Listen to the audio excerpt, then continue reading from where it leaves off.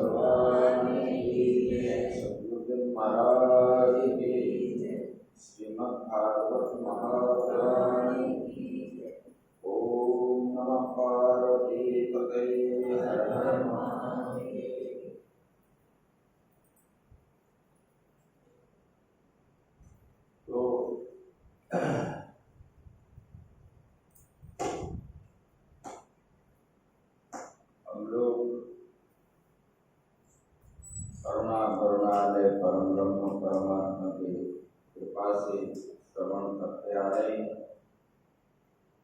आज 42वां दिन है। तो कल हम श्रवण कर रहे थे विषय को न जाने वाले ऐसे भी भक्त संसार में है। तो उसी के दृष्टांत में बता रहे थे सुदामा का चरित्र। बोले कि सुदामा बोले कि ये जो है गए भगवान को मांगने के लिए, जब उन्होंने उनके पत्नी ने भेजी, बोले कि कम से कम भगवान का तो दर्शन हो जाएगा, इसी भाव से गए। मांगने के लिए नहीं गए और मांगे भी नहीं। और जब अंतर्यामी तो है परमात्मा ने अंतर की बात जान लिए और तीनों लोगों का सुख जो है सुदामा को प्रदान किए। और सुदामा जो है ये देख करके घर से निकल पड़े, बोले मुझे ये नहीं चाहिए, बोले कि भगवान मुझे ये सब नहीं चाहिए। और बोले कि मन में ही वो बोलने लगे, ननु वैतैतं मम दुर्भगस्य सस्वंदरिद्रस्य समृद्ध हेतु। बोले कि मन में वो कहने लगे, मैं तो जन्म से भाग्यहीन और दरिद्र हूं, फिर मेरी इस संपत्ति क्या होगा, कारण क्या है। बोले कि ये मैं तो दरिद्र पहले ही था, अभी एक दिन में ऐसे कैसे बन गया, मन में सोचने लगे। बोले कि मुझे तो ये सब मैंने चाहा भी नहीं और उनको मांगा भी नहीं। बोले कि महाविभूतेर बलोपतुन्यो, बोले कि अवश्य वही परम ऐश्वर्य वाला जदुवंश शिरोमणि भगवान श्री कृष्ण का ही कृपा कटाक्ष है, नहीं तो एक रात्रि में बिल्डिंग कैसे बन गया और मेरा पत्नी जो है युवती बन गई, फिर चिर युवती, और हमारे भंडार में धन कभी जहां पर एक दाना चावल मैंने भोग लगाने के लिए नहीं मिल रहा था, अभी जो है इतने भरपूर कैसे हो गया। उसी की कृपा होने पर ही ये सब हुआ है।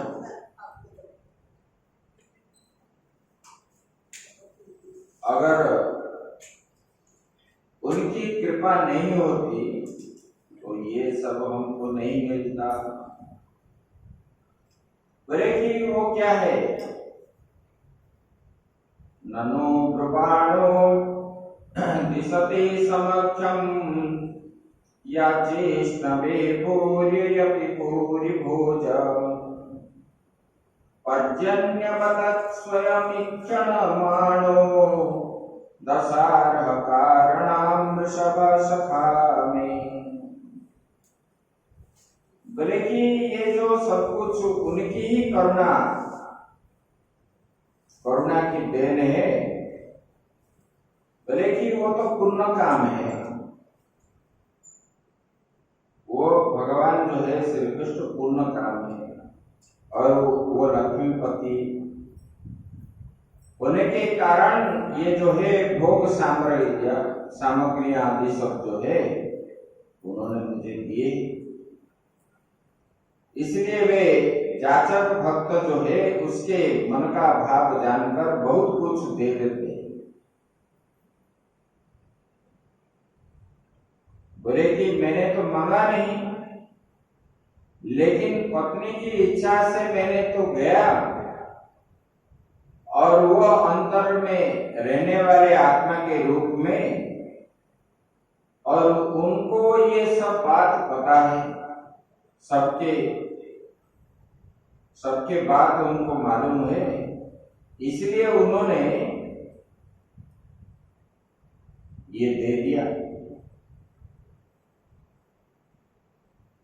और जो है बोले कि वो जो जदुवंश शिरोमणि सखा श्याम सुंदर सचमुच जो है मेघ से भी बढ़कर उदार है। मेघ कितना उदार है, जल बरसता रहता है, जल देता है, ऐसे भगवान भी उदार है।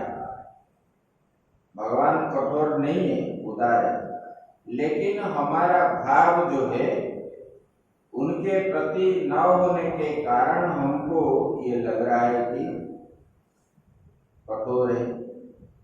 देखो कभी कभी जो है अच्छा चीज भी मनुष्य को बुरा लगता है।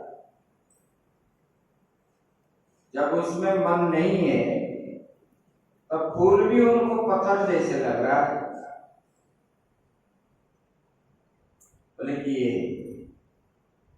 बोले कि वो भगवान श्री कृष्ण जो है, बोले कि ये लोग थोड़ा ही मानते हैं उनको,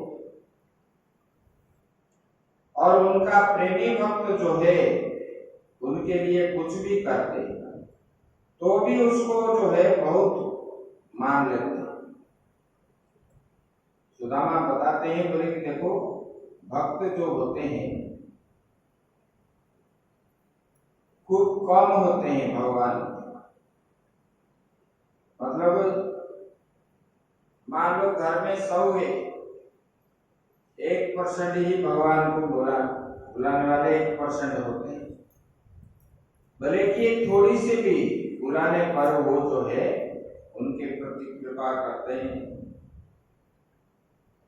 मैंने उन्हें केवल एक मुट्ठी चिड़वा दी, उन्होंने इतने सारे ऐश्वर्य मुझे प्रदान कर दी। ये चिड़वे का ये बराबर नहीं, फिर उन्होंने इतने सारे संपत्ति की। बोले कि इसलिए मुझे क्या चाहिए? तस्यैव मे सौहृदय सख्य मैत्री दास्यं पुनर्जन्मनि जन्मनि स्यात् महानुभावेन गुणालयेन विसज्जयतस्त पुरुष प्रसंग। बोले कि मुझे जन्म जन्म जो है उनका प्रेम ही होना चाहिए। बोले कि उनके प्रति मेरा श्रद्धा, हे भगवान मेरे ऊपर इतना कृपा कीजिए, भले मुझे कुछ भी जन्म मिले, कोई भी जन्म मिले, लेकिन हर जन्म में मेरा जो है मन आपके प्रेम में डूबा रहे। भले कि जो है उनकी मित्रता प्राप्त हो, उनकी सेवा मुझे प्राप्त हो। बोले कि मुझे कोई संपत्ति की जरूरत नहीं है, सदा सर्वदा उनका गुणगान करने का मुझे सौभाग्य प्राप्त हो। ऐसे बोले कि देखो वो अजन्मा भगवान श्री कृष्ण संपत्ति आदि के दोष को जानते हैं। वे देखते ही बड़े बड़े धनियों का धन ऐश्वर्य के मद से पतन हो जाते हैं। इसलिए वे अदूरदर्शी भक्तों को उसके मांगने रहने पर तरह तरह की संपत्ति, राज्य, ऐश्वर्य आदि नहीं देते। मांगने वाला को नहीं देते भगवान, बिना मांगे वाले को ही देते हैं। क्योंकि जिनके जानते हैं ये मांगने वाला को हम देंगे तो इनका जितना अभी भजन है ये भी छूट जाएगा और इनका गर्व अहंकार वृद्धि हो जाएगी, इसलिए उसका भजन नहीं हो पाएगा। इसलिए वो किसी को नहीं देते। बोले कि इस प्रकार उन्होंने स्तुति करने, बोले कि उनकी जो है बड़ी कृपा है। बोले कि हे परीक्षित, सुखदेव जी बता रहे हैं, अपनी बुद्धि से इस प्रकार निश्चय करके ब्राह्मण देवता त्याग पूर्वक अनासक्त भाव से अपनी पत्नी के साथ भगवत प्रसाद के रूप में बोले कि विषयों को ग्रहण करने लगे और दिनों दिन जो है उनकी प्रेम भक्ति बढ़ने लगी। और भगवान ने उनको समझाए और वहां पर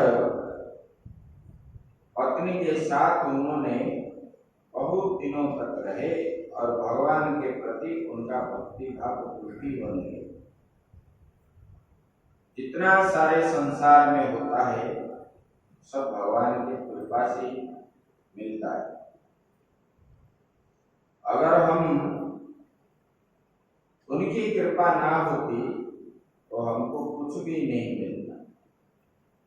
हम अहंकार से युक्त होकर के हम बोलते हैं कि हमने कर दिया, हमने ले आया, ये अपना संपत्ति है, ये है, वो है। लड़ाई झगड़ा कितना बनते रहते हैं। कोई खा लिया, कोई ले लिया, इसमें ही ये तो सीमित बन जाते हैं लोग। अपना भाव जो है सीमित में रखते। विशाल हृदय वाले ये छोटे छोटे वस्तु में ध्यान नहीं देते, इसलिए वो आगे बढ़ नहीं पाते। देखो, पाप कर्म करने वाले उनका बुद्धि विशाल कभी भी नहीं होता है, क्योंकि उनका मनोबल जो है संकुचित हर समय रहता है। क्योंकि पाप कर्म में उनका मन जो है संकुचित होगा ही होगा, फैलेगा नहीं कभी।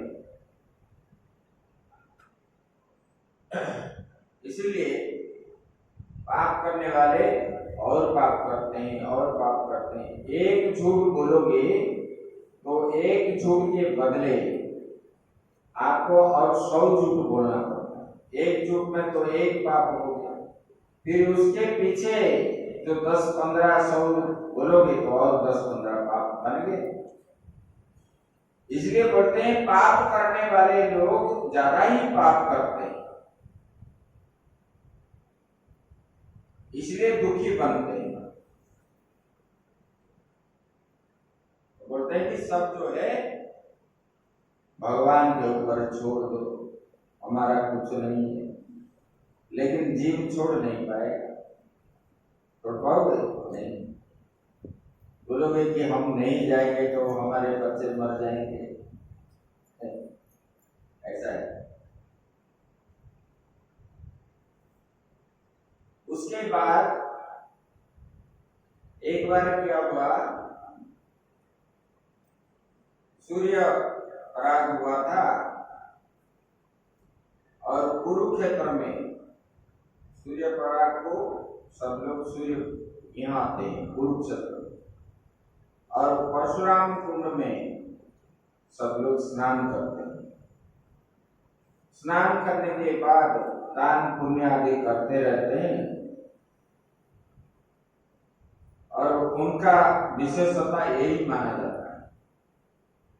एक बार भगवान भी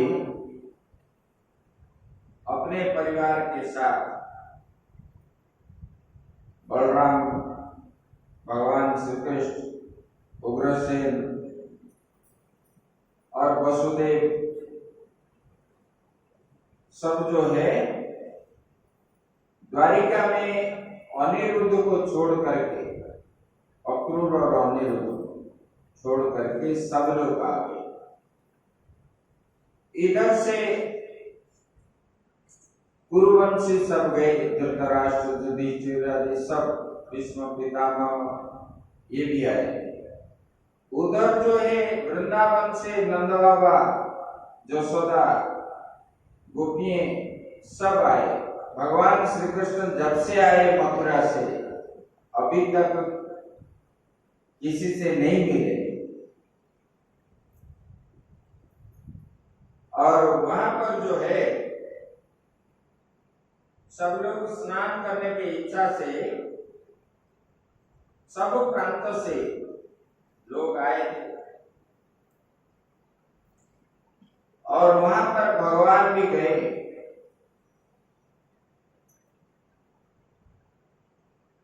और जब वहां पर सब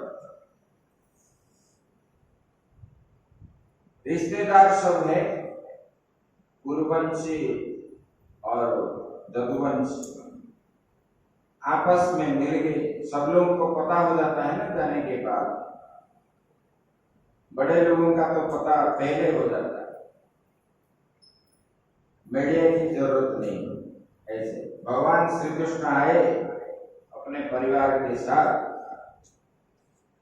तो सब लोग वहां पर मिलने भी गए, और ये पांडव वाले पहले ही गए। बोले कि हे परीक्षित, वसुदेव आदि अपने भाइयों बहनों, उनके पुत्र पिता माता, ये सब भगवान को श्री कृष्ण को देख करके तथा उनके बातचीत करके सारा दुख जो है भूल गए और कुंती ने बोलने लगे वसुदेव जी, आर्यभ्रातरहं मन्ये आत्मानं कृताशिषं यद्वा आपत्सुमर्दातं नानुस्मरतमत्तमा सत्तमा। बोले कि हे भाई, मैं सचमुच जो है बड़ी अभागिनी हूं। मेरे एक भी जो है मेरी एक भी साध पूरी नहीं। आप जैसे साधु स्वभाव सज्जन भाई आपद समय में मेरे साथ पास खड़े होना चाहिए, और ये मैं इसलिए बहुत दुखी हूं ये सब बात करने में। अब जो है उसी समय कुंती का बहुत दुख ही था। तब जब भाई को देखने के बाद अपना अपना दुख प्रकट करने लगे, रोने भी लगे, तब वसुदेव जी ने उनको बोले, देखो, बोले कि ये मनुष्य जो है दैवों का खिलौना है। खिलौना जो है दैवों का है। जैसे खिलौना खिलाते हैं, एक होता है ना, खिलौना बना देते हैं, राजा बनता है, रानी बनता है, और कोई मंत्री भी बनता है, अच्छा अच्छा नचाता है खिलौने को। उनका सबका डोरी एक हाथ में रहता है, एक के हाथ में। जिसको जैसे खींचेगा वो ऐसे नाचेगा। हाथ हाथ पांव सब जो है चलता फिरता है वो धागा के द्वारा। ऐसे परमात्मा के हाथ जो है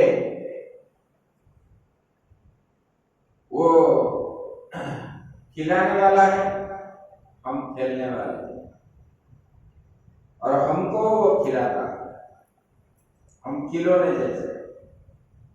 तो वो अपने हाथ से बागडोर लेकर के हमको नचाते हैं। बोले कि देखो बहन, इसमें दुखी होने का कोई कारण नहीं है। वो अपने इच्छा से, जैसे पिता माता संतान के मंगल कामना के लिए ही सब कुछ करते हैं, ऐसे भगवान भी जीव के कल्याण के लिए ही सब कुछ करते हैं। बोले कि ईश्वर के बस में रह करके जो कर्म करता है, जैसा कर्म करता है उसका फल उनको भोगना पड़ता है।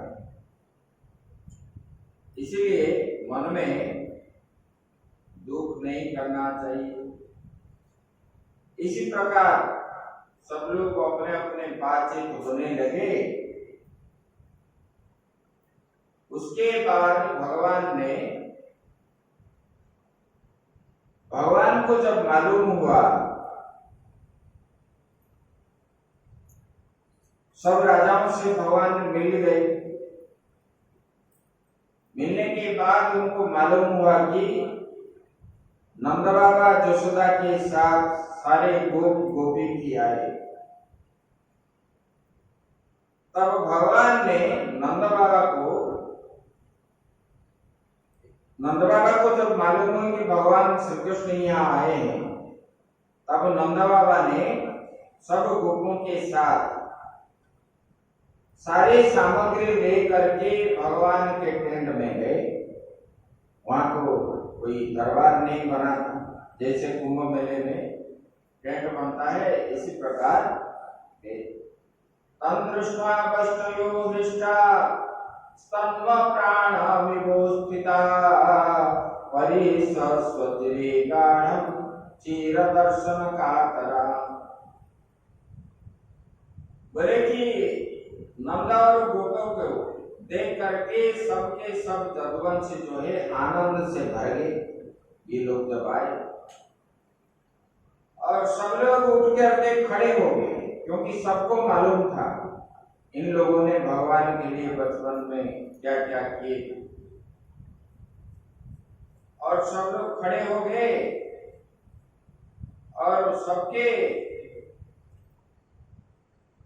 जैसे कि मृतक शरीर के अंदर प्राण संचार हो गया, इसी प्रकार सबके अंदर सब लोग जो है एक दूसरे से मिलने के लगे।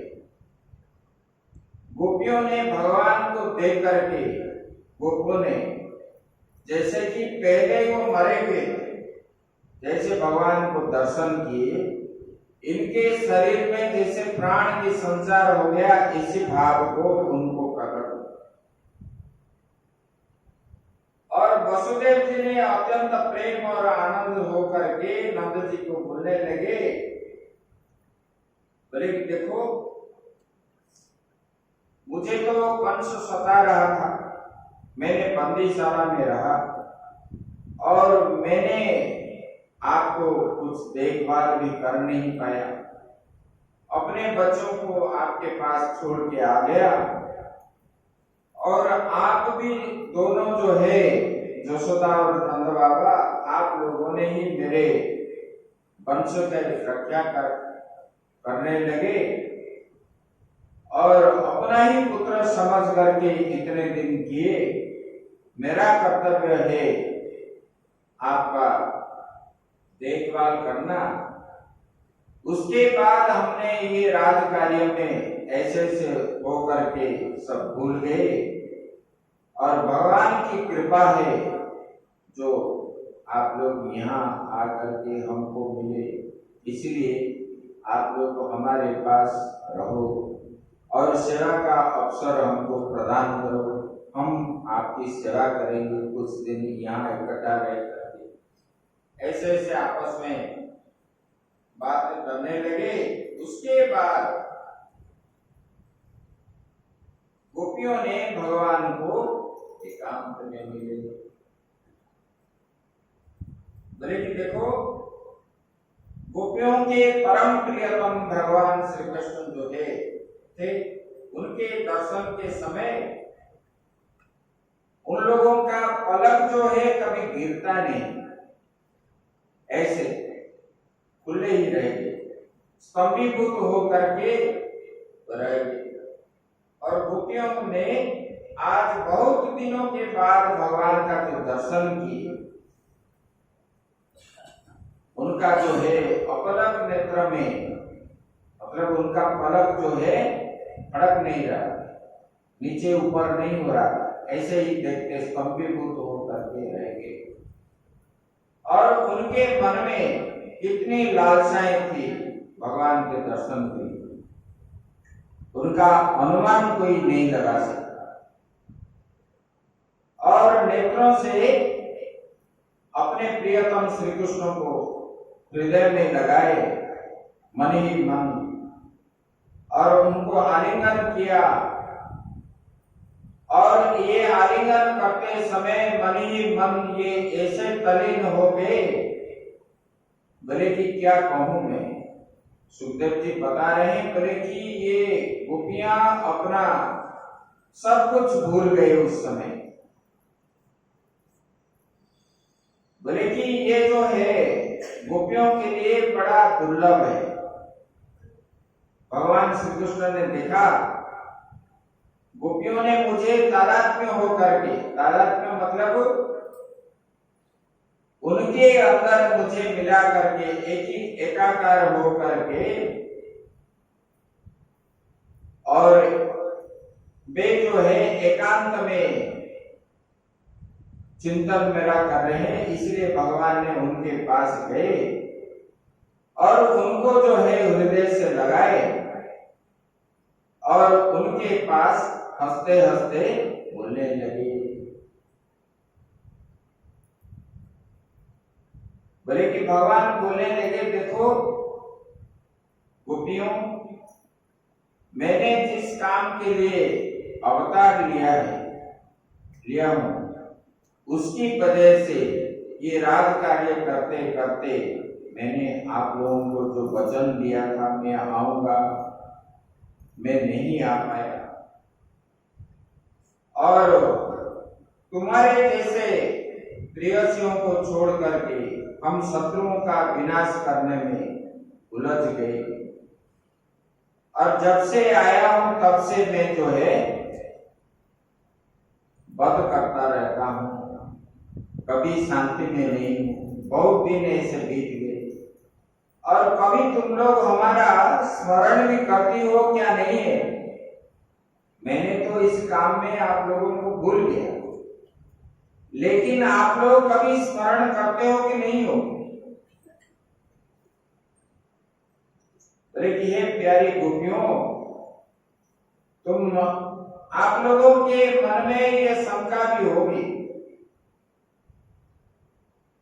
बोले कि मैं अकृतज्ञ हूं, ऐसा समझ करके तुम लोग जो है मुझे बुरा मत मानो। वायु यथा धनानीकम तृणम तूलम रजांसि च संज्योत्या क्षिप्यते भूय तथा भूतानि भूतकृत। बोले कि जैसे वायु बादलों, तनी को, रुई, धूल, कण को, वायु जब प्रवाहित होता है ना, आंधी जब आती है, सबको इकट्ठा कर देता है, और फिर उसी प्रवाह से सबको अलग अलग भी कर लेता है। बोले कि ऐसे ये परमात्मा ने भी वायु जैसा है उनका स्वभाव, कभी सबको इकट्ठा कर देता है और जो है सबको बिछड़ा भी देता है, एक दूसरे से मिला देता है और फिर अलग अलग करा देता है। बोले कि ये संयोग वियोग जो है अपनी इच्छा अनुसार करते रहते हैं, ये निर्माता भगवान ही उनके इच्छा से ये सब होते हैं। इसलिए आप इसमें दुख प्रकट मत करो। बोले क्या करोगे? गोपियों को भगवान उपदेश किए, मयि भक्तिर्हि भूतानां अमृतत्वाय कल्पते दिष्ठ्या यदा मत्स्नेहो भवतीनां मदापनः। बोले कि हे सखियों, बोले कि ये जो मैं बात आपको बता रहा हूं, ये बड़े सौभाग्यवती बात है। तुम लोग जो है मयि भक्तिर्हि भूतानां, बोले कि आप सब लोग जो है मेरा वो प्रेम है, क्या है? बोले कि जो मुझे प्राप्त कराने वाला है। बोले कि वो क्या है? बोले कि सब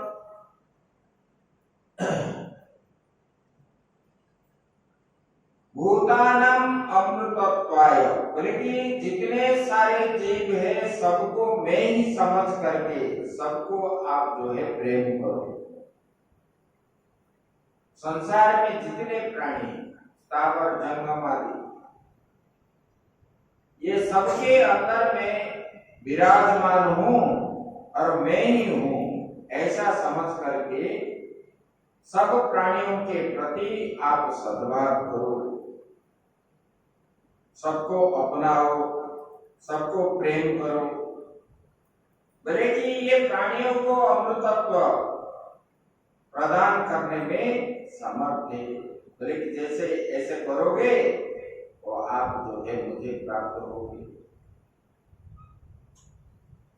बोले कि जैसे कि घट में मिट्टी ही मिट्टी है, पट के अंदर धागा ही धागा है, ऐसे इस संसार में चारों ओर परमात्मा ही परमात्मा है, कहाँ है कहाँ नहीं है ऐसा बात नहीं है। इसलिए सबको जो है मैं परमात्मा श्री कृष्ण हूं ऐसा समझ करके सब प्राणी को प्रेम करो। ये अहम ही सर्वभूतानां आदिरंतोन्तर वही भौतिकानां यथा खंगार भूवायुर्ज्योतिरंगना। बोले कि हे प्यारी गोपियों, अहम ही सर्वभूतानां, सब प्राणियों के अंदर जो रहने वाला मैं ही हूं। बोले कि अंतर और बाह्य, बाहर में भी हूं और अंदर में भी हूं, मैं ही हूं। बोले कि ये जो है उनके मूल कारण जो है पृथ्वी, जल, वायु, आकाश, अग्नि, ये सब जो है ओतप्रोत है और सबके अंदर में ही। इसलिए हमारा यहाँ क्या है, सूर्य को भी भगवान बोल के पूजा करते हैं, पृथ्वी को भी पूजन करते हैं भगवान मान करके, वृक्षों को भी पूजन करते हैं। ये सब परंपरा इसलिए बोले कि सब प्राणी के शरीर में 5 भूत जो कारण स्थित है और आत्मा भोक्ता के रूप में है, ये जीव के रूप में स्थित है, परंतु मैं इन दोनों से परे हूं। मैं जो इससे परे हूं, अविनाशी हूं, और वो दोनों मेरे अंदर ही रहने वाले हैं। भगवान ने ऐसा बताया। बोले कि आप बोले कि गोपियों को भी भगवान बोलने लगे, बोले कि जितना दूर मैं आपके पास रहूं तो आपका भक्ति जो है मेरे प्रति जितना होगा, पास में रहने से ऐसे भक्ति नहीं बनेगा। जब मथुरा वृंदावन से निकले, भगवान गोपियों को ऐसे उपदेश किए, बोले कि अभी आप जो है जैसे देख रहे हो, नित्य देखने पर आपका मन भी जो है मेरे प्रति और इतना दृढ़ता नहीं रहेगी, जितना दूर में रहने से भाव बनता है ऐसे। इसलिए जीव का कर्तव्य है नित्य निरंतर भगवान का ही चिंतन करना चाहिए। ये गोपियों को उपदेश। उसके बाद जो है अपने अपने पाटरानी जो है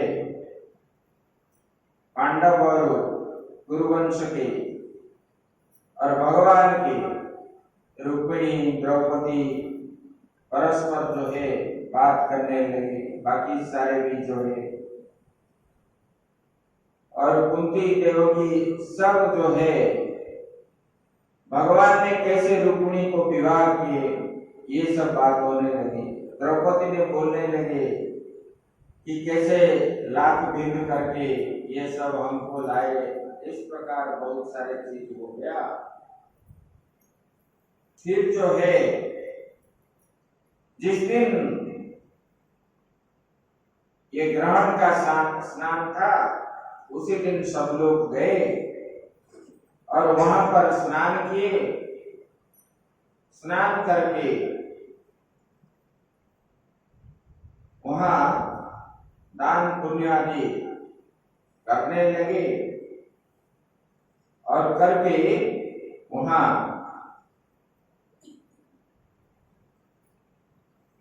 रहने लगे। उसके बाद वसुदेव जी ने वहां पर बहुत साधु संत आए,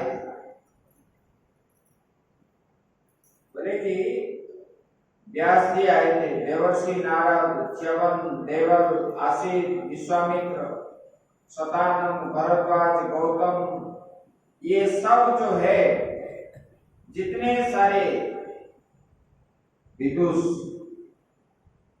संत वहां पर आए थे और वहां पर ये जो संतों को देख करके भगवान श्री कृष्ण ने बोलने लगे, ओहो वयम जन्मभृतो लब्धं कृष्णेय तत्फलम् देवानां अपि दुष्प्रापं यज्जोगेश्वर दर्शनम्। बोले कि मेरा जन्म जो है सार्थक हो गया। भगवान बता रहे सबको प्रणाम किए और प्रणाम करने के बाद उन्होंने बोलने लगे, बोले कि ओहो वयम जन्म भृतो लब्धम, मेरा जन्म जो है सार्थक हो गया। बोले किस लिए? बोले कि मेरा जो है मुझे पूरा का पूरा फल मिल गया, क्योंकि बोले कि ये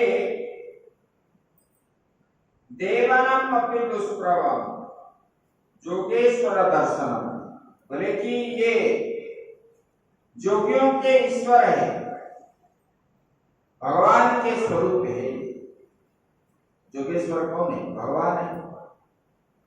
भगवान को ही हम जोगेश्वर बोलते हैं। बोले कि ये भगवान के सदृश है। संत जो होते हैं ये चलते फिरने वाला भगवान है। बोले कि इनका जो मैंने दर्शन किया, मेरा इस धरती में आना, मेरा जन्म सफल हो। गदगद होकर के बोले कि ये जो है जिन्होंने बहुत थोड़ी तपस्या की और जो लोग अपने इष्ट देव को समस्त प्राणियों के हृदय में न देख करके केवल मूर्ति विशेष में ही उनका दर्शन करते हैं, उन्हें आप लोगों का दर्शन स्पर्श कुशल प्रश्न। भगवान ने बोले जो लोग प्रतिमा को दर्शन करते हैं, दर्शन करने के बाद आप लोगों को जो दर्शन नहीं करता है तो उसको फल नहीं मिलता है। बोले कि आपको दर्शन करने से, आप लोगों को दर्शन करने से, आपको दर्शन जो करता है, दर्शन के समय मूर्ति का, प्रतिमा का जो है रूप आप में दर्शन हो, दर्शन करे इसी भाव से। बोले कि तब जो है उनको फल मिलता है। बोले कि ये संत पुरुष जो है वास्तव में तीर्थ है। वो जहां जाते हैं धूल आदि पवित्र हो जाता है, मिट्टी आदि पवित्र होता है, इसीलिए वो तीर्थ बन जाता है और देवता भी है। क्योंकि वो बहुत समय जो है उनका सेवन किया जाए तब वे पवित्र करते हैं। परंतु संत पुरुष जो है दर्शन मात्र से ही कृतार्थ हो जाते। बोले कि गंगा जी का जल जाके पियोगे, स्नान करोगे, तब बहुत दिनों के बाद आपको जो है उसका फल मिलता है, दीर्घ दिन करने के बाद। लेकिन संत का दर्शन जो है एक बार करने से वो फल तुरंत प्राप्त हो जाता है। ऐसे भगवान ने बोला। ऐसे ऐसे भगवान ने विभिन्न प्रकार संतों के गुणगान करने लगे और संत लोगों ने भी भगवान को बोले कि भगवान, बोले कि आप जो है आपकी माया से प्रजापतियों के अधीश्वर मरीचि आदि बड़े बड़े तत्वज्ञानी हम लोग भी मोहित हो जाते हैं। बोले कि भगवान आपके माया को कोई पार नहीं कर पाया। दैवी ऐसा गुणमयी मम माया दुरत्या। भगवान ने बोले हे अर्जुन, मेरा जो ये वैष्णवी माया है उसको पार करना इतना आसान नहीं है। वही बात बता रहे। बोले बड़े बड़े तत्वज्ञानी लोग भी जो है मोहित हो रहे हैं। बोले कि आप स्वयं ईश्वर होते हुए भी मनुष्य की चेष्टाओं से उनके छिपाए रख करके जीव के भांति आप आचरण कर रहे हो। बोले कि भगवान आपको जो है हमको ऐसे ऐसे बात आप बोलते हो, आप स्वयं ईश्वर होने पर भी आपने सामान्य मनुष्य की तरह जो है आप जो है ऐसे लीला करते हो, ये विचित्र है। आप बोले कि जैसे पृथ्वी अपने विकारों से वृक्ष, पत्थर, घट आदि के द्वारा बहुत से नाम ग्रहण कर लेती है। बोले कि इसे आपका भी नाम जो है वास्तव में आप तो एक ही है। जैसे पृथ्वी से पृथ्वी का रूप है, अपना जो शरीर है वृक्ष का शरीर है, और घटपट आदि ये सब जो है पृथ्वी का ही रूप है, लेकिन नाम अलग अलग है। ऐसे भगवान आप ही एक है, ये जगत के कारण आप है, और जगत का सृष्टि स्थिति प्रलय का कारण आप होने पर भी आप जो है बोले कि देखो आपने सजातीय विजातीय स्वगत भेद से शून्य एक अनंत है, एक रूप है। आप द्वैत नहीं है। बोले कि आप जो है लीला मात्र नहीं तो और क्या है, ये आपकी लीला है।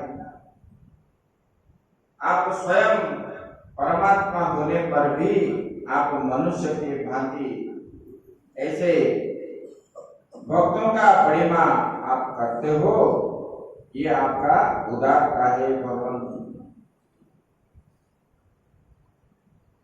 भगवान राम ने भी जब जब गए तपस्या के समय ऋषियों के साथ संग, ऋषियों ने जब उनके बोलते थे कि भगवान आप तो भगवान हैं, भगवान ने बोल रहे थे मैं तो दशरथ का पुत्र राम ही हूं।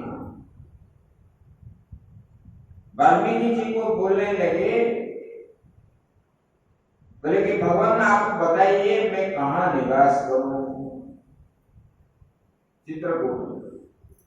वाल्मीकि जी ने क्या उत्तर दिया, बोले कि भगवान आपको कहाँ मालूम नहीं, कहाँ ऐसा स्थान है जहां आप नहीं हो, ऐसे बता दो। बोले कि ऐसा होने पर भी आप कैसे पूछ रहे हो, ये पूछ जो रहे हो हम लोगों को सम्मान देने के लिए, भक्त का मान बढ़ाने के लिए आप इसे लीला रचने के लिए ऐसे बात बताते हो। आप संसार में ऐसा कहीं कौन सा स्थान है जहां पर आप ना हो, आप तो व्याप्त है। सिया राम मैं सब जग जाने, जगत में हर जगह में हर स्थान में आप हो और आप मुझे पूछ रहे हो, इस प्रकार बोले कि इस प्रकार ये संतों ने उनको बोले, बोल करके स्तुति किए, भगवान को प्रणाम भी किए। उसके बाद वसुदेव जी ने ये संतों को बोलने लगे, नमो सर्वदेवेभ्यो ऋषय सोतुमर्हत कर्मणा कर्मणिहारो यथा तदुच्यताम्। बोले कि आप लोग तो जो है सर्वदेव स्वरूप है। बोले कि हे संत महापुरुषों आप तो देवता स्वरूप हो, आपको हम जो है बार बार प्रणाम करते हैं और मैंने आपको प्रणाम करता हूं। आप लोग मेरा एक प्रार्थना स्वीकार कीजिए। संतों ने बोले क्या है बोलो। बोले कि भगवान कर्मणा कर्म निर्हारो, बोले कि कर्म के अनुष्ठान से कर्म और कर्म वासनाओं का आत्यंतिक नाश अर्थात मोक्ष कैसे प्राप्त होगा, आप बताइए। ऐसे बताओ जिस कर्म करने से कर्म का नाश हो जाएगा। कर्म का नाश मतलब मोक्ष की प्राप्ति। कर्म जब तक रहता है तब तो जन्म लेना पड़ता है। बोले कि ये कर्म का नाश कैसे होगा, उसके ऊपर आप बताइए जिसमें हमको मोक्ष की प्राप्ति होगी, ये उपदेश कीजिए। जब ऐसे पूछने लगे तब नारद जी बोले कि देखो, मोक्ष देने वाला तो आपका पुत्र ही है और आप उनको पहचानते नहीं। बोले कि ये आश्चर्य की बात नहीं है। बोले कि वसुदेव जी, श्री कृष्ण को आप जो है अपना बालक ही समझते हो। बोले कि जैसे कि गंगा तट में रहने वाले लोग गंगा का महत्व नहीं समझते और दूसरे तीर्थ में जाने के लिए तैयार हो जाते हैं। नर्मदा जी का जल अच्छा है, वहां पर चलते हैं, वहीं स्नान करेंगे, गंगा जी में स्नान नहीं करेंगे। गंगा के तट में रहने वाले। बल्कि ऐसे ही आपके घर में मोक्ष देने वाला जो लोग जो है वही है, वो सर्वेश्वर है, सब ज्ञान देने वाला वही है। और आप जो है हमको पूछ रहे हो। ऐसे नारद जी बोलने लगे। भगवान ने राजाओं के सामने वसुदेव जी को संबोधित करते कहे, कर्मणा कर्मणीहारम् एष साधु निरपित यच्छ्रद्धया यजति विष्णुं सर्वयज्ञेश्वरं सखै। बोले कि हे पिताजी, आप जो प्रश्न पूछ रहे थे, बोले कि कर्मणा कर्मणीहार, बोले कि कर्म के द्वारा कर्म वासना और कर्म फल का जो है आत्यंतिक नाश करने का सबसे अच्छा उपाय है। देखो, हम ऐसे कर्म करेंगे, ये कर्म के द्वारा हमारा कर्म वासना भी नाश हो जाए। जैसे कि आप रुद्राभिषेक करते हो, तो रुद्राभिषेक करने का समय आपके मन में ये आता है कि मेरा दारिद्र्य कष्ट आदि जो है दूर हो जाए।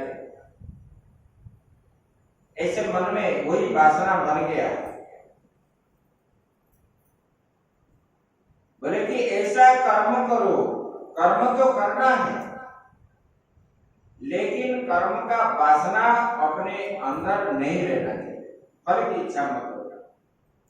कर्मण्ये बाधिकारस्ते मां फलेषु कदाचन। फल की इच्छा जब रखोगे तब जो है बंधन में बंध जाओगे, तब जो है आवागमन फिर होना पड़ेगा। इसलिए हम ऐसे कर्म करेंगे जो कर्म के द्वारा हम बंधन में ना पड़ेगा। कर्म करना है, भगवान ने ऐसे बोले कि कर्म फल का आत्यंतिक नाश और कर्म वासनाओं का आत्यंतिक नाश होता है। बोले कि यज्ञ मतलब त्यागना है। जैसे कि अग्नि में हम घृत डालते हैं, आहुति देते हैं, तो वो घृत हमको मिलेगा ऐसे हम इच्छा नहीं रखें, दोबारा हमको वो घृत हमको प्राप्त हो। जैसे ऐसे हम ये कर्म करते हैं, भगवान के लिए करते हैं, ऐसे ही मन में होना चाहिए। बोले कि ऐसे कर्म करो। बोले कि देखो वसुदेव जी भगवान बता रहे हैं, बोले देखो विचारवान पुरुष को चाहिए कि यज्ञ ज्ञान आदि का धन की इच्छा को गृहस्थोचित भोगों द्वारा स्त्री पुत्र की इच्छा को और काल क्रम से स्वर्ग आदि का भोग भी नष्ट हो जाता है। बोले कि ये यज्ञ के द्वारा, जैसे कि कहीं किसी ने प्याऊ लगाया, मुझे परलोक में सुख आदि प्राप्त हो, स्वर्ग प्राप्त हो, कोई दवाई बांट रहा है, कोई सेवा कर रहा है, कोई अन्न छत्र दे रहा है, इसलिए ना मुझे परलोक में इस लोक से यह लोक से जा करके जब हम परलोक जाएंगे वहां सुख सुविधा प्राप्त हो। भगवान ने बोले कि ये कर्म करते करते यज्ञ आदि करते करते आपके मन के अंदर जो है ये वासना आदि नष्ट हो जाएगा। कैसे? ना जब आप निष्काम भाव से कर्म करते रहोगे, फल की इच्छा ना रखोगे, मुझे परलोक में कुछ मिले या ना मिले लेकिन ये मेरा कर्तव्य है, मैं करूंगा, ऐसा ही मान करना। लोग तो दर्शन के लिए आते हैं, भगवान को दर्शन करते हैं, जल भी चढ़ाते हैं, ये पुण्य है, लेकिन उनको मालूम नहीं है कि कैसे करना चाहिए, कैसे नहीं करना चाहिए। आते हैं तो 2 दिन वहां बैठ जाते हैं, एक जल चढ़ाता है तो दूसरा जो है उसी में ही जल चढ़ाता है, और क्या करेगा? 1 मिनट भी कोई प्रतीक्षा नहीं करेगा। और वहां पर जो है पंडित और महात्मा का आसन में बैठ के जल चढ़ाए, कितना पाप करते हो? ये मैंने आक्षेप करके आप लोगों को नहीं बोल रहा हूं, ये कर्म नहीं है। जल चढ़ाना पुण्य है, आप आते हो जल चढ़ाते हो, लेकिन जिस नियम से करना चाहिए, एक जल चढ़ा रहा है उसी का पूरा होने के बाद ही दूसरा चढ़ा सकते हैं, और एक साथ 5 नहीं चढ़ाते।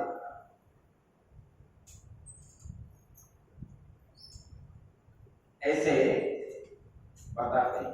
और जो है पूजा करने का समय अपने आसन में ही बैठ करके पूजन करना चाहिए, दूसरे का आसन स्पर्श नहीं करना चाहिए। और नीचे अगर आसन पड़ा है, अपना पैर भी वहां लगना नहीं चाहिए किसी का भी, ये दोष माना गया।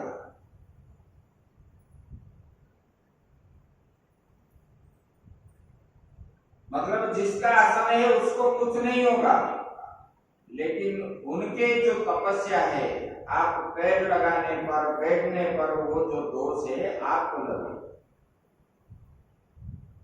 ये सब ध्यान देना चाहिए। और बेलपत्ता पड़ा है, फूल भी पड़ा है, उनके ऊपर कूद करके लोग चले जाते हैं। बेलपत्ता देखो, ये महिमा स्तोत्र शाम को हम जो पाठ करते हैं, ये गंधर्व जो है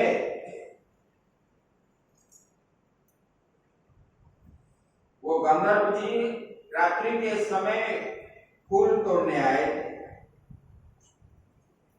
पुष्पगंध, और उन्होंने अज्ञात से, उनको मालूम नहीं था कि नीचे बेलपत्ता पड़ा है, और उनका जो है बेलपत्ता कूद करके उन्होंने फूल चयन करने लगे, और उसमें उनको पाप हुआ। तब जो है ये शिव महिमा स्तोत्र पाठ करके वो पाप से उन्होंने मुक्ति हुई, ये बता। देखिए ये जो है द्विजाति जो होते हैं ना, द्विजाति मतलब जिसको जनेऊ धारण करते हैं जिन लोगों ने, ब्राह्मण, क्षत्रिय, वैश्य, ये तीन जाति को जो है द्विजाति कहा जाता है। द्विज मतलब दोबारा जन्म होना। एक बार तो माता के गर्भ से जन्म हो गई, दूसरी बार जो है गुरु से मंत्र गुरु जो देते हैं उससे वो जो है जन्म होता है, वो दूसरा जन्म है। इसलिए उसको द्विज बोला जाता है, ब्राह्मण, क्षत्रिय, वैश्य। बोले कि ये सब मनुष्य जो है तीन ऋण में बंधित है। ये तीनों ऋण जो है त्रणय स्त्री कुदर द्विजो जातो देवर्षि पितॄणां प्रभो जज्ञाधयन पुत्रैस्तान् यनिर्देस्तेर्य त्यजत्पते। आप लोग बोलोगे कि ये स्वामी जी बता रहे हैं, इनकी बात मानने की, अरे ये शास्त्र में दिया गया। बोले कि त्रय नहीं, स्त्रीवीर द्विजो, ये मनुस्मृति में भी है। मनुस्मृति में विस्तार से है, इसमें एक दो श्लोक है, याद से रखें। बोले कि ये ब्राह्मण, क्षत्रिय, वैश्य, ये तीन जो है देवता, ऋषि और पितरों का ऋण है। ये तीन ऋण में आप लोग हो, सब लोग। बोले कि देवता का ऋण कैसे है? बोले कि यज्ञ करके देवता का ऋण से उग जाते हैं, और जो है पितरों का ऋण जो है श्राद्ध करके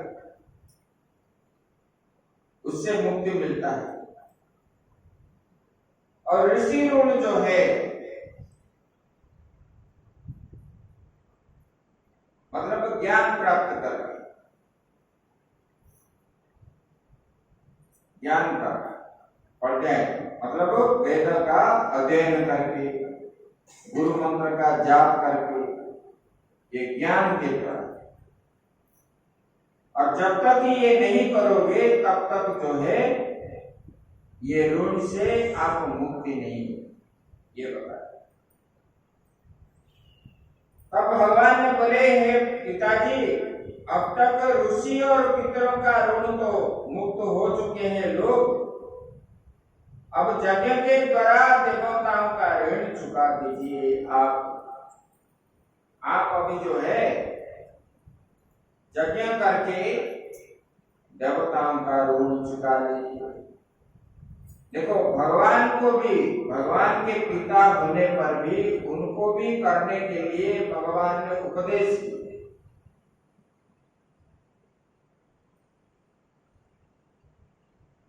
दीक्षा नहीं लेने पर उसको तो काया अशुद्धि है। पितृ लोग जो है उनसे श्राद्ध आदि करने से उनको जल, जो उनके हाथ से जल स्पर्श नहीं करते, और कुछ भी शुभ कार्य करने पर भी उनका नहीं होता है, भगवान भी नहीं ग्रहण करते। ये सब चीज करना चाहिए।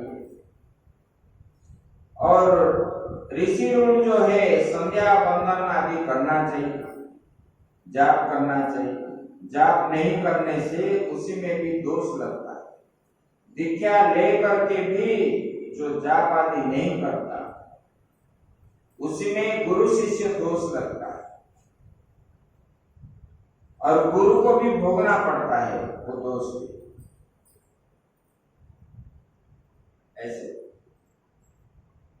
उसके बाद उन्होंने यज्ञ किया, और यज्ञ से पहले वसुदेव जी को उनके पत्नियों के साथ, उनके देवकी के छोड़ करके और 18 पत्नी थे, सबको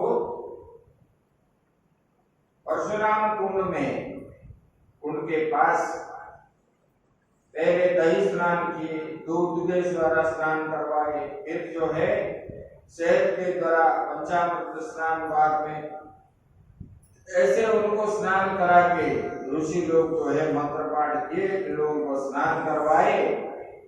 उसके बाद केसर पेसर सब लगा करके ऐसे सुगंधित आदि द्रव्य से स्नान आदि करके फिर उसी कुंड में स्नान किए। स्नान करके अपना वस्त्र आदि पहन करके यज्ञ में बैठ गए और यज्ञ में बैठ करके जब आहुति देने लगे, वहां पर भगवान ने उनको बताया कि ये यज्ञ जो है ये स्वयं यज्ञों का विष्णु हो, ये यज्ञ ही विष्णु है, विष्णु का स्वरूप को चिंतन करना चाहिए यज्ञ में। और ऐसे वसुदेव जी करने लगे। उसके बाद यज्ञ पूरा होने के बाद अवध स्नान होता है, वहीं पर स्नान किए करके सब ऋषि मुनि सबको जो है भोजन करवाए। जितने चंडाल से लेकर के ब्राह्मण तक, कुत्ते आदि से लेकर सबको भोजन करवाए, दान दक्षिणा आदि दिए। उसके बाद यज्ञ संपन्न होता, उसके बाद यज्ञ करता भोजन करता है, ऐसे उसका नियम है। और जब यज्ञ संपन्न हो गया, दूसरे दिन सब राजा लोग अब भगवान से विदाई लेकर के सब अपने आप चले गए। और नंद बाबा जो है और 2-3 महीना गोपियों ने वहां पर रहे। उसके बाद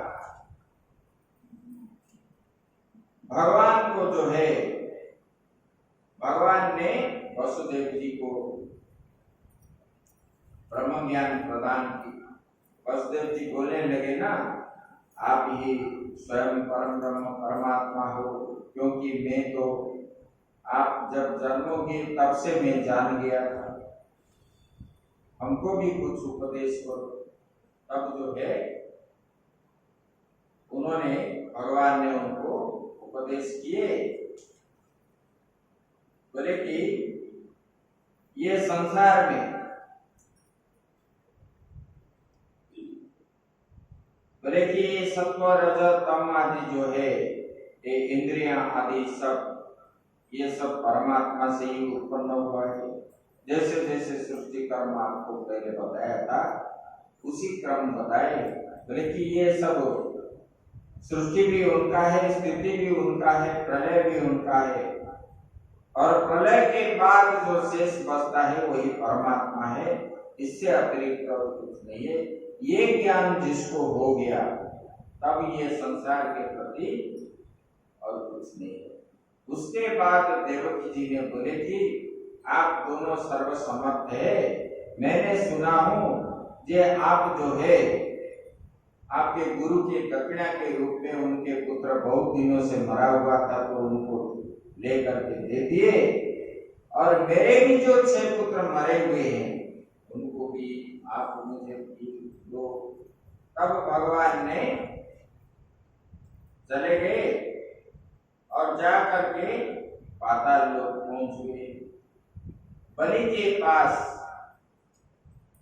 जब पहुंचे, बलि ने भगवान को स्तुति करने लगे, और बलि को बोलने लगे भगवान ने, हे दैत्यराज, आप जो है हम इसलिए आए, ये कंस ने जो मेरे ऊपर जो है 6 भाई को मारा था, स्मर, उद्गीत, परिश्वंग, पतंग, क्षुद्रभूत और भ्रूणी, ये आपके पास है, और इसको हमको दो, हम ले करके हम माता जी को देंगे। ब्रह्मा जी जब सृष्टि ये कर रहे थे, ये लोग ब्रह्मा जी जब अपने पुत्री को चाहने लगे सृष्टि करते समय, ये लोग हंस दिए। जब हंसने लगे ब्रह्मा जी ने बोले तुम राक्षस बन जाओ, तब ये लोग देवकी के गर्भ में उत्पन्न हुए और तुरंत जो है उनका शरीर त्यागना पड़ा और आकर के बलि के पास ये रहने लगे और उनको साथ लेकर के आए। और देवकी के पास जब लेकर के आए तब देवकी अपने पुत्रों को देख करके उनके स्तन में दूध आने लगे। तब देवकी के दुग्धपान आदि करने के बाद ये तुरंत ही जो है मुख्य प्राप्ति हो गई, क्योंकि देवकी का दूध पान किए और इधर भगवान का भी दर्शन किए, तब दिव्य पुरुष बन गए और भगवान को स्तुति करने लगे। तब ये लोग अचानक आए, खट से आए और वहां पर रहे, फिर चले गए।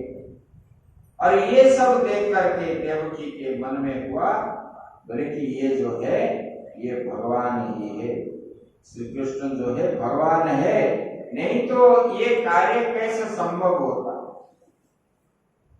उनको पूरा स्पष्ट हो गया। उसके बाद सब लोग द्वारिका आ गए और गोप नंद बाबा आदि वृंदावन चले गए। उसके बाद बलराम जी वहां पर गदा शिक्षा दे रहे थे।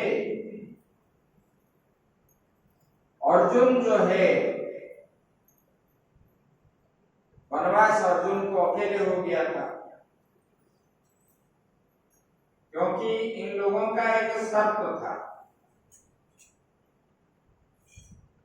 देवकी के कक्ष में द्रौपदी के कक्ष में जाने से पहले जूता वो बाहर रखे और वो जूते को देख करके दूसरे भाई उनके घर में प्रवेश नहीं करते। एक कुत्ता आया और युधिष्ठिर महाराज जी का खड़ाऊ लेकर के चला गया और अर्जुन जी जो है देखे कि कोई नहीं है, ऐसा सोच करके अंदर गए तो देखे युधिष्ठिर जी है। बोले कि जो ये नियम को नहीं मानेगा और मानने के लिए रखे, बोले कि अगर आ गया तो उनको 12 साल जो है वनवास होना पड़े। तब अर्जुन ने 12 साल वनवास किया और वनवास जो किए, ये वनवास के बीच में नाग कन्या को विवाह हुए, उधर जो है चित्रंगदा को विवाह किए, उलूपी आदि नाग कन्या उलूपी और चित्रगंधा, उससे ही बब्रुवाहन उत्पन्न हुआ है। ऐसे करते करते उन्होंने जब समाप्त हो गया वनवास, तब द्वारिका आकर के पहुंचे। द्वारिका जब आकर के पहुंचे, अर्जुन का पराक्रम सुभद्रा सुनते सुनते उनके मन में अर्जुन के प्रति श्रद्धा आ गई और विवाह करने के लिए अर्जुन और सुभद्रा दोनों स्थिर कर लिए। भगवान भी यही चाह रहे थे, क्योंकि भगवान को मालूम था कि ये सुभद्रा के गर्भ में अभिमन्यु उत्पन्न होगा और ये अभिमन्यु के औरत से ही परीक्षित जन्म लेगा, उत्तरा के गर्भ से। तब जो है उन्होंने यही चाह रहे थे और भगवान और रुक्मिणी ने अर्जुन और सुभद्रा मिलने का सुजोग आदि देने लगे और उसको स्वीकार भी किया। इधर बलराम जी दुर्योधन को गदा सिखा रहे थे और शकुनी के प्रेरणा से बलराम जी जब उसके ऊपर आनंद हो गए विद्या शिक्षा के बाद, बोले कि वर मांगो। तब शकुनी ने उनको बताया, बोले कि सुभद्रा का हाथ मांग लो। तब बलराम जी को बोलने लगे दुर्योधन, बोले कि भगवान अगर आप देना चाहते हो तो सुभद्रा का मेरे साथ विवाह कर लो।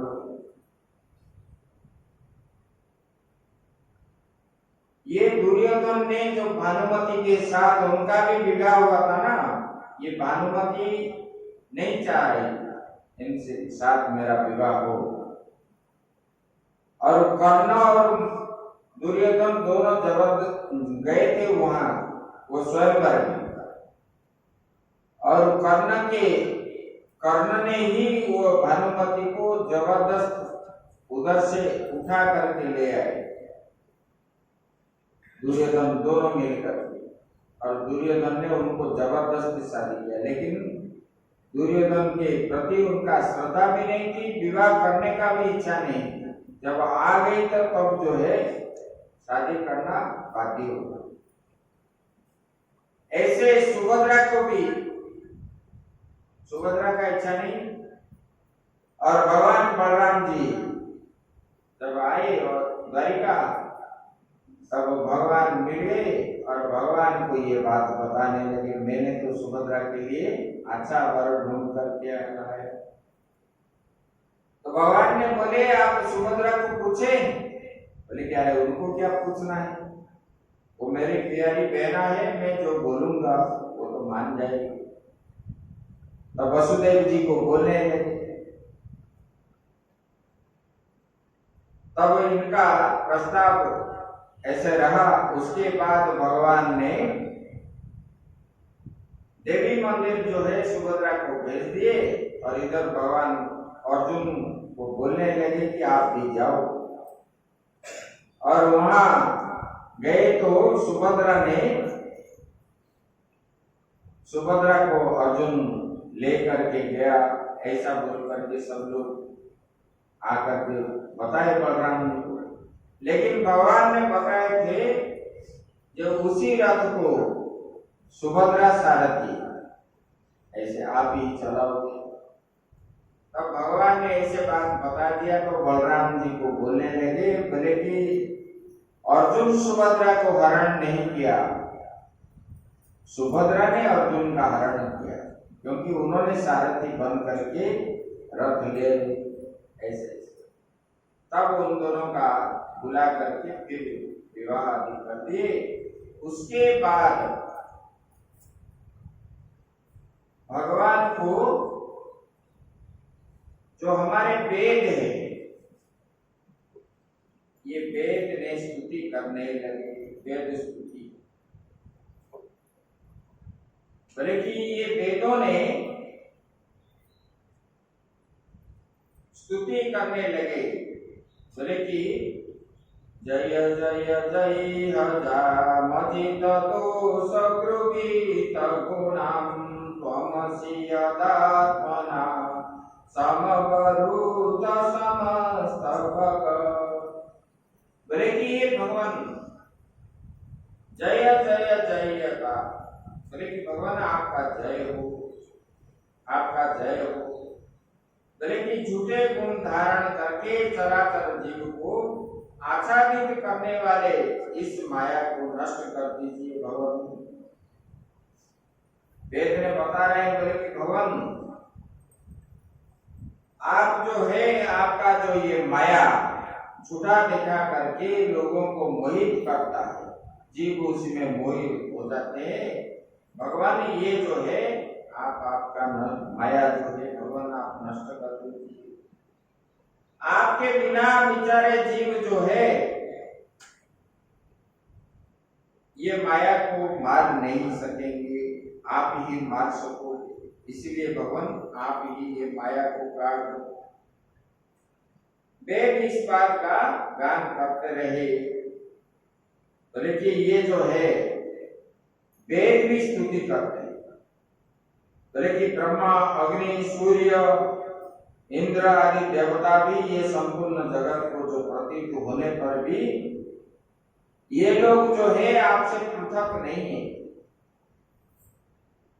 जैसे घड़े से मिट्टी पृथक नहीं है, ऐसे ये अलग अलग देवता होने पर भी भगवान आपसे पृथक नहीं है।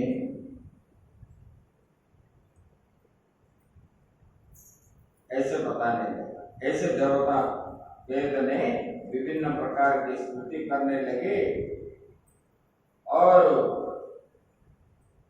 बोले कि भगवान आपका जो है ये जानने वाला कोई शुद्ध अंतकरण हो तो आपका ये सब जानता है, महापुरुष ही जानता है अमृतमय कथा। बोले कि जिनके हृदय जो है हर समय आपका ही गुणगान करता है, आपका ही भजन करता है, आपका ही मनन करता है, जो जोगी या साधक, वही ये सब जान सकता है। और जो नहीं करने वाले इसको नहीं जानते हैं भगवान। बोले कि हे भगवान आप अनंत हो। ये बुद्धि जो है परिचिन्न है, सीमित है। और ये क्या है? बोले कि उपाधियों से घिरा हुआ है। लोग को समझाने पर लोग नहीं समझते क्योंकि उनका बुद्धि जो है सीमित है, व्याप्त नहीं है, इसकी वजह से। बोले कि भगवान ये बुद्धि के द्वारा आपको कहाँ जान सकता है? बोले कहाँ जीव का बुद्धि है और कहाँ आपका मन है, वाणी है, ये तो अगोचर है। आपके मन, आपके वाणी, आपका सब चीज जो है आपको जानना इतना आसान नहीं है। इसलिए तो भगवान आप अचिंत्य है, क्योंकि आप इंद्रिय के द्वारा जाना जा नहीं सकते भगवान। बोले कि आपका महिमा बहुत है। बोले कि यह जगत जो है अपने स्वरूप, नाम, आकृति के रूप में असत है। ये नाम रूपात्मक जगत जो दिखता है ये असत्य है भगवान, सत्य नहीं है। आप ही सत्य है। बोले कि ये न जानने के कारण ही लोग भ्रमित हो करके इधर उधर घूमते रहते हैं। ऐसे ऐसे करके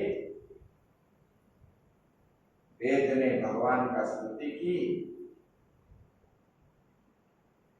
और जो है ऐसे दसम स्कंद का समाप्त हुआ। उसके बाद जो है एकादश स्कंद प्रारंभ होता है और ये एकादश स्कंद में एक बार क्या हुआ था, भगवान के सब पुत्र आदि, श्याम कुमार आदि इकट्ठा होकर के जंगल गए और सब खेल रहे थे।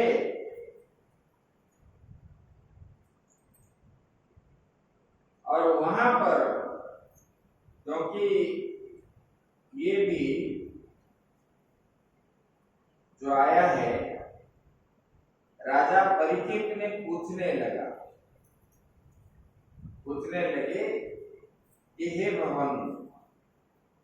भगवान का जो है जदुवंश, भगवान से उत्पन्न हुए उनके पुत्र, और भगवान जो है अपने वंश को ही अपने हाथ से कैसे मरवा दिए। अब ये बोलने बोले कि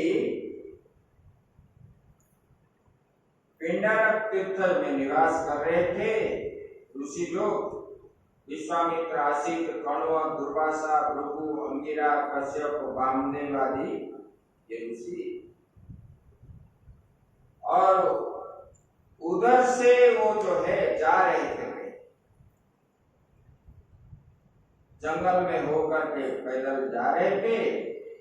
और रास्ते में भगवान के ये पुत्र देख लिए तो दूर से ही श्याम कुमार को, जाम्बवती के पुत्र जो है श्याम, ये श्याम कुमार को स्त्री वेश बना दिए, साड़ी आदि पहना करके एक लता के अंदर घुसा दिए और महात्माओं को जो है बोलने लगे, भगवान हम मुसीबत में फंसे हुए हैं। बोले कि क्या हुआ? बोले कि हमारा ये जो नारी है ये गर्भवती है और समय अतिक्रम हो गया, लेकिन ये प्रसव नहीं कर पा रहा है, इसका मतलब उपचार आप कीजिए। तब महात्माओं ने गुस्सा हो गए और जान गए कि ये लोग हमारे साथ आचर्य भाव कर रहे हैं। तब बोले कि देखो ये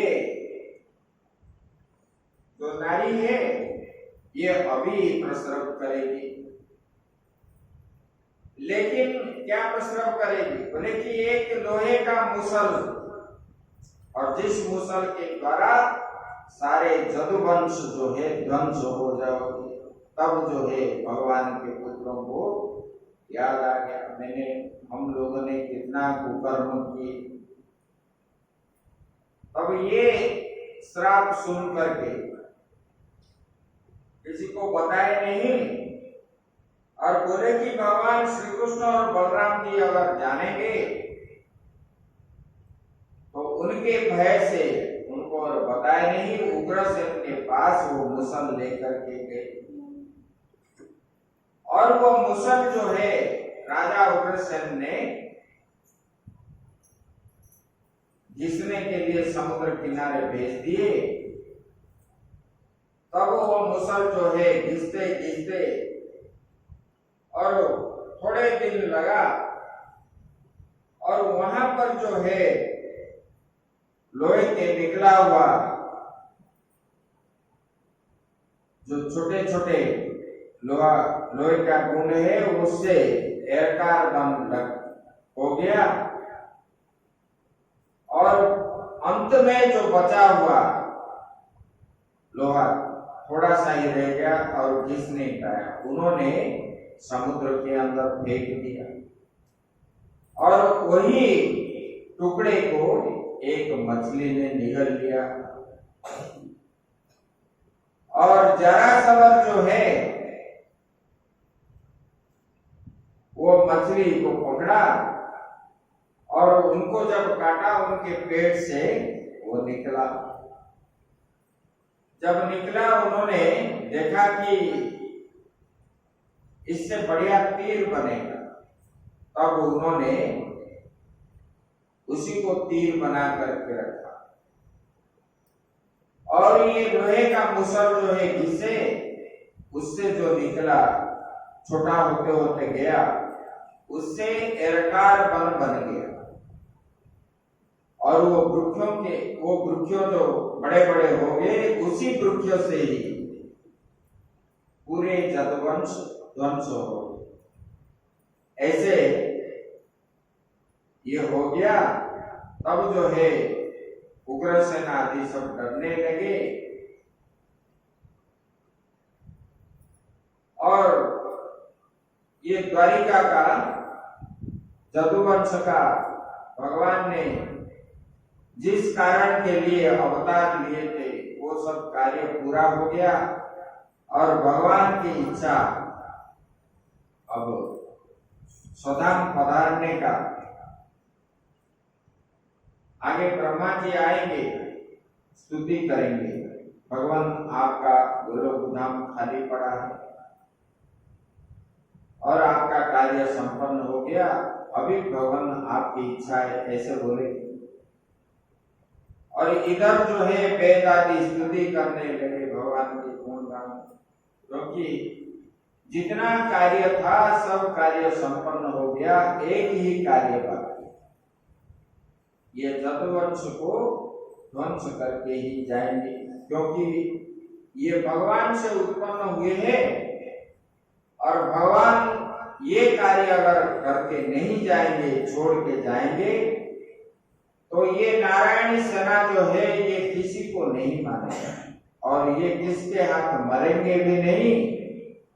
इसलिए भगवान ने ये धरा पृष्ठ से जदुवंश को ध्वंस करके जाएंगे। आगे की बात हम कल सुनते जाएंगे। कल से जो है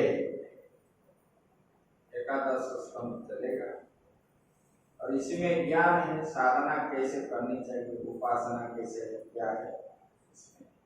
ओम पूर्णमदः पूर्णमिदं पूर्णात् पूर्णमुदच्यते पूर्णस्य पूर्णमादाय पूर्णमेवावशिष्यते।